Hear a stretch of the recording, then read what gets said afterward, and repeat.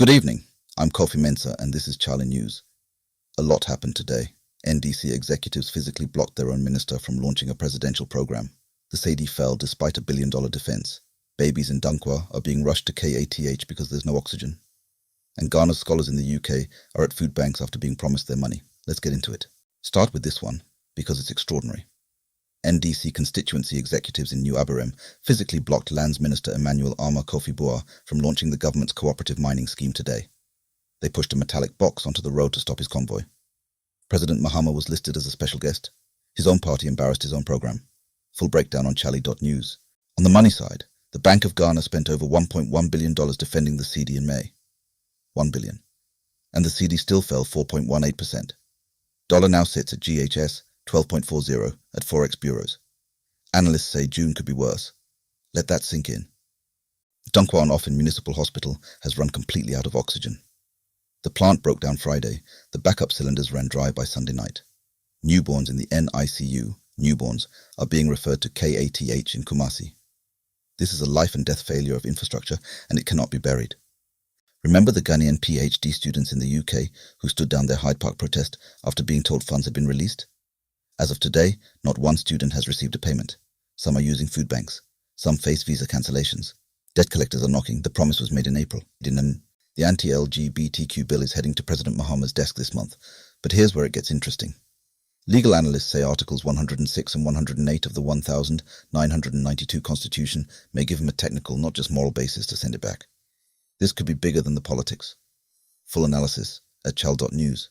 South Africa's foreign minister has publicly accused Ghana's embassy of spreading misinformation after it shared repatriation footage. A June 30 anti-migrant deadline is looming. Hundreds of Ghanaians are still at risk, and 2 African governments are now trading blows publicly. Pan-African solidarity, not today.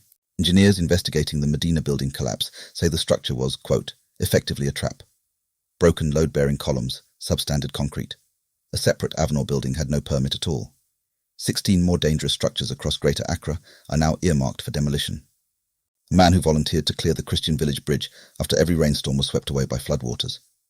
His community shut down the road in grief and protest. MP John Dumelo stepped in. The man is still missing.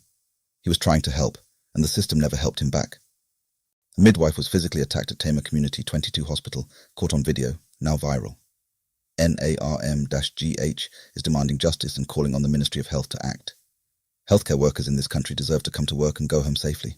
Full stop. NDC veteran Kokwe Nyidoho is not holding back. He says the Mahama administration's display of wealth is worse than anything the NPP ever showed, triggered by a deputy minister who customized her G-Wagon plate to read Jomoro MP. And Nyidoho's warning, foot soldiers are watching and they're losing patience. Some good news on energy.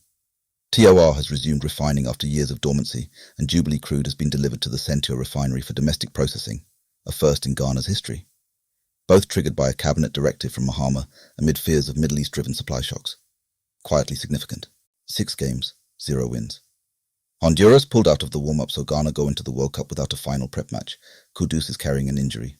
June 17, we face Panama. Quiroz has 9 days to figure this out. Now this, Ghana's Team Apex from Microbot Academy just won the 2026 Robofest Junior World Championship in Michigan. Beat the United States, beat China, beat South Korea, 25 countries total, Ghana's first ever title. These kids deserve every celebration they get. Ghana has unveiled its Glasgow 2026 Commonwealth Games squad. About 40 athletes across 9 disciplines, with a historic paraswimming debut from Promise Aheto. The GOC says every selection was merit-based, with medals in mind. And at the 15th Ghana Movie Awards, Sukura swept Best Picture and more. Amanda Jissi took Best Actress for Kone, Kwadwon Kansa claimed Best Actor for Captain Ibrahim Traore. Ghana's film industry is telling its own stories, beautifully. That's your Sunday evening, Chale, a heavy day with some bright spots in it.